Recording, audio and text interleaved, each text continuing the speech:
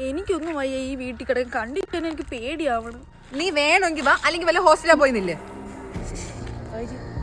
ഇത് 2 വീട് അടുത്തടുത്താ. അപ്പുറത്തെ വീട്ടുകാരെ കൂടെ സഹിക്കണമല്ലോ ഭഗവാനെ.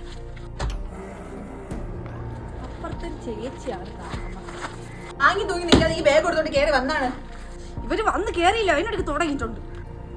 വല്ലതും പറഞ്ഞാ നീ അപ്പുറത്തെ വീട്ടിൽ ചേച്ചിയാണല്ലേ താമസിക്കണ. അപ്പുറത്തെ വീട്ടില? അതിന് അപ്പുറത്തെ വീട്ടിൽ ആരും താമസിക്കുന്നില്ല. അതിന് ഞാൻ ഇപ്പൊ ചേച്ചി കണ്ടതാണല്ലേ. നീ നിന്റെ അച്ഛനെ വട്ടാക്കണമെന്നൊക്കെ എന്നെ വട്ടാക്കാൻ നിൽക്കരുതേ. ചേച്ചി